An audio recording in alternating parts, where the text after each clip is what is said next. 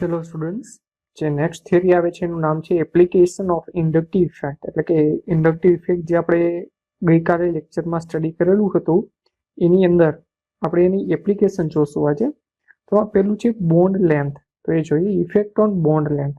તો જે inductive effect છે એની બોન્ડ લેન્થ ઉપર શું અસર થાય છે તો એ જોઈએ. We know that inductive effect leads to the ionic character. હવે આપણે ખબર છે કે કોઈ પણ ઇન્ડક્ટિવ ઇફેક્ટ જોવા મળે એની અંદર ડેલ પ્લસ અને ડેલ માઇનસ જનરેટ થાય છે, એટલે એને આપણે શું કહીએ છીએ? Ionic character. The increase in inductive effect usually decrease the bond length. તો જનરલી શું જોવા મળે છે કે ઇન્ડક્ટિવ ઇફેક્ટ જેમ વધે ને તેમ બોન્ડની જે લેન્થ છે એ ટૂંકી માંડે થવા.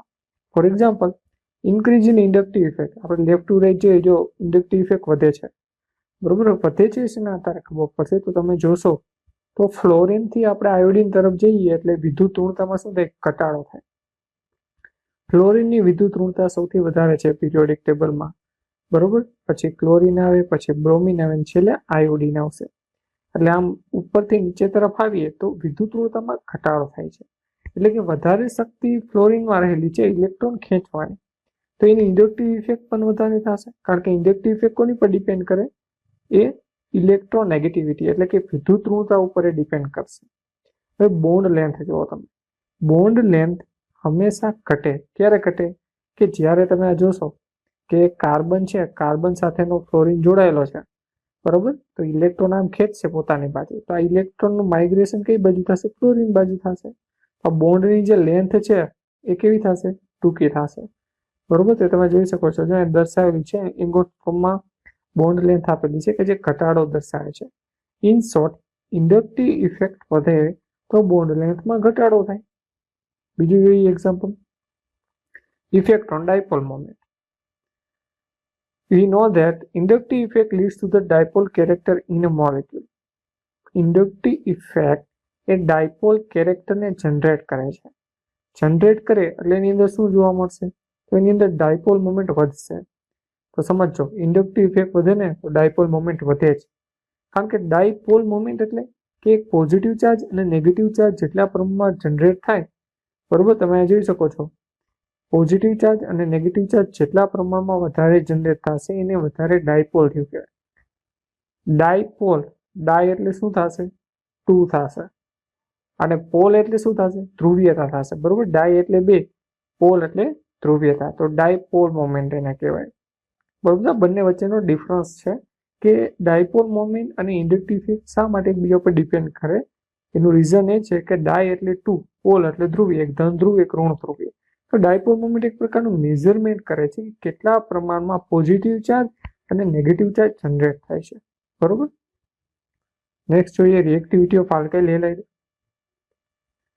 હવે કોન્સેપ્ટ જે ઇન્ડક્ટિવ ઇફેક્ટનો છે એ બેસ્ટ રીતે મૂકી શકાય.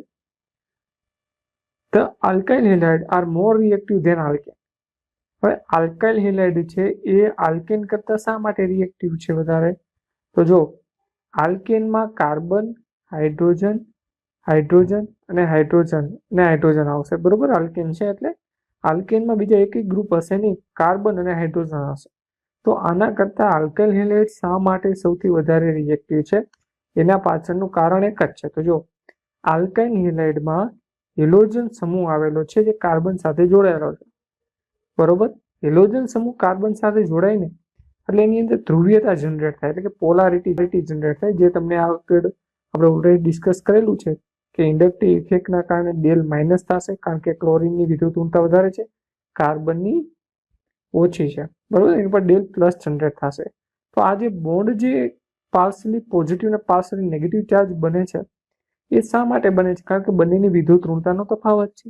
તો એની રિએક્ટિવિટી એની પર ડિપેન્ડ કરશે, એટલે કે સક્રિયતા, બરોબર. જ્યારે કાર્બન હાઇડ્રોજનમાં જોવા મળતું નથી, એના પાછળનું રીઝન તો તમે જોઈ શકો છો આમાં. અને બીજું એ પણ સમજી શકીએ કે પ્લસ આ ઇફેક્ટ એ પણ અગત્યની છે કે જે ઇલેક્ટ્રોન છે ડોનેટ કરે છે, બરોબર. નેક્સ્ટ આવે સ્ટ્રેન્થ ઓફ કાર્બોક્સિલિક એસિડ.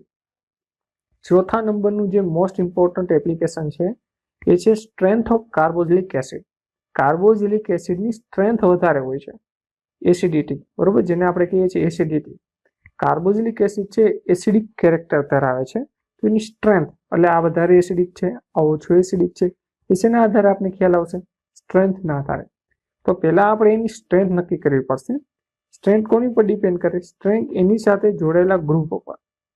તો જો તમે જોઈ શકશો સ્ક્રીન ઉપર, કાર્બોક્સિલિક એસિડ એસિડ છે, ક્યાંથી ખબર પડે? તો જો આ કાર્બોક્સિલિક એસિડ છે, કાર્બોક્સિલેટ આયન જનરેટ કરે અને પ્રોટોનનું દાન કરે છે. એટલે એસિડ છે પ્રોટોનને મુક્ત કરે છે, બરોબર? અને ફર્ધર એ હાઇડ્રોજન જોડાઈ જાય છે અને ફર્ધર આપણે કાર્બોક્સિલિક એસિડ પાછો મળે. એટલે આ પ્રક્રિયા છે ને સંતુલનમાં હોય.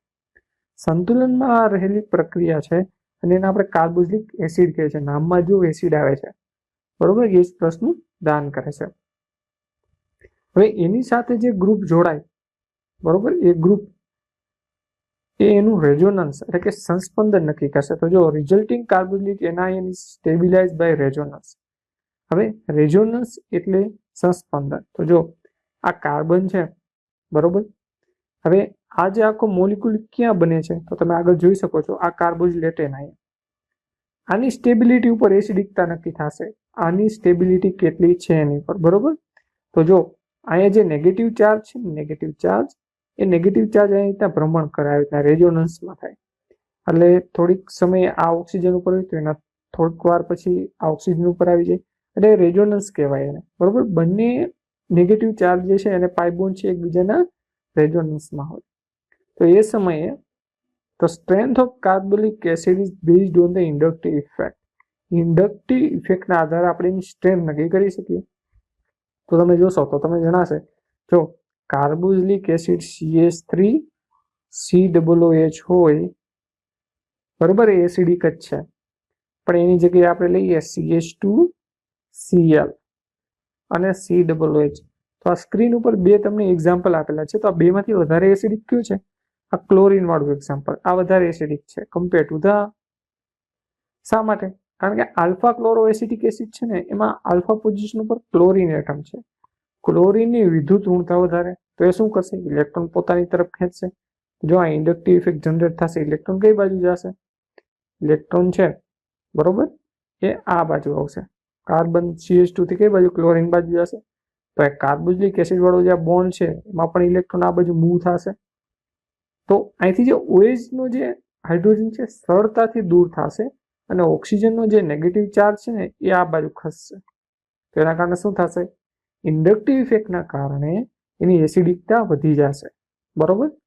ઇન શોર્ટ, ઇન્ડક્ટિવ ઇફેક્ટને કારણે હંમેશા -I ગ્રુપ જોડાયેલો હોય. -I ઇફેક્ટના કારણે એસિડિકતામાં વધારો થાય. એનું બીજું એક્ઝામ્પલ આપણે જોઈ લઈએ એટલે તમને ખ્યાલ આવી જશે.